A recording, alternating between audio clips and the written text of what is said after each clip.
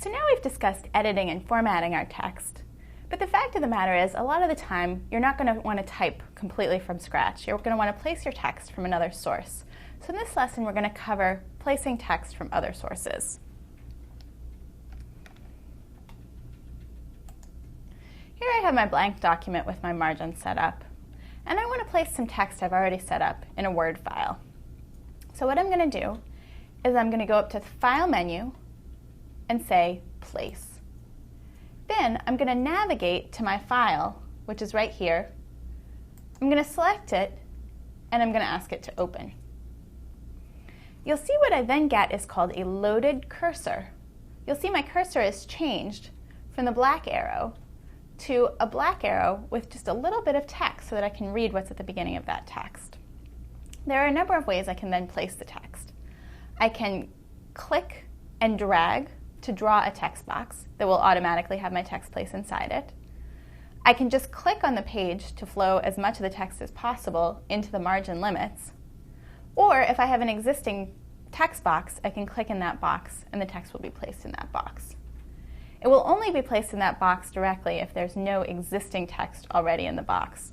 So if there's other text already there, you won't be able to click in the box and add the text that you've now placed into that box as well. So I'm going to go ahead, click and drag to create a text box. And I'm going to tell you a little bit about the anatomy of a text box. I'm going to use my zoom tool to zoom in.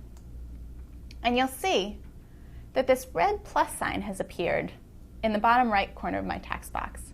Whenever I see that red plus sign, that means that I have what's called overset text. Overset text means that there's text in addition to what I'm seeing in my box that flows beyond the confines of the box. To access this text, if I click on that red plus sign, my cursor will reload with the additional text, and I can draw another text box. And I can tell that these boxes are linked, or what Adobe calls threaded, because I can see this link connecting these two boxes. So each text box has what's called an in port and an out port. If I highlight my box here, you can see this little white square in the upper left. That's the in port, which is where the text sort of flows into the box. And then at the bottom right is the out port where the text flows out of the box. So if I see a red plus sign, that means I have overset text I'm not seeing. If I see a blue triangle here, that means that my text flows into an additional box. If you're not seeing these text threads, which are these linking lines between my text boxes, I go up to View, Extras, and I select Show Text Threads, and that will make those text threads visible. I'm just going to make this box a little bigger so it goes all the way to the edge of my column margin there. I may decide that I actually don't want these two boxes linked together, that I want my text to flow to somewhere else. So what I can then do is I can double-click on the in port of the second box. When I click it once, you'll notice I get the icon of a little broken link. If I click it again, that link is now broken, and you can see my text has disappeared from the box, and the red plus sign has appeared at the bottom of my first box.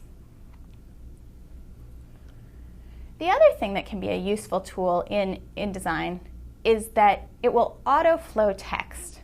That means if it's a really long document that extends beyond the edge of your existing page, instead of getting this mark for overset text where you might have pages and pages of overset text, InDesign will create pages based on the length of your document. In order to do this, I'm going to go up again to File, Place, and I'm again selecting my file. I'm going to say Open. This is not a terribly long file, so we may not see exactly how the autoflow works here, but I'll at least show you how the cursors show up.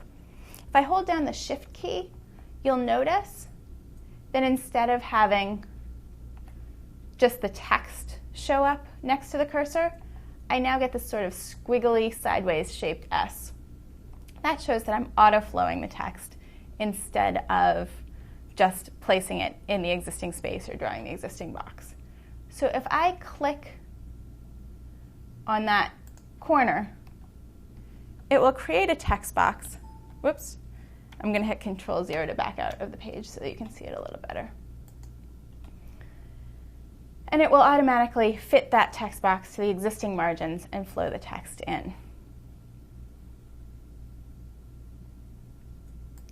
The autoflow can be useful, especially when you're working with longer documents and you want to create multiple pages.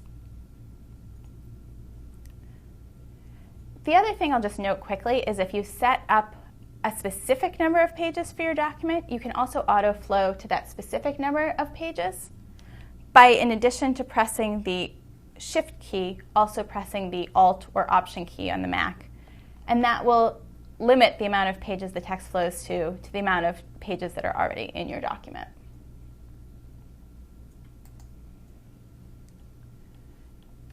The last thing I want to note about flowing text is that you may be at a point where you know that the text is going to take up a certain amount of space, but you don't yet have the actual text.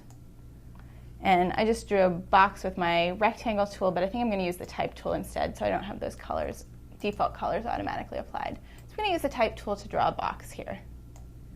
And now, if I know that this is the amount of space that my text is going to take up, but I don't yet have the text, but I want to have a sense of how the document's going to look, what I can do is I can go up to the Type menu and ask InDesign to fill it with placeholder text.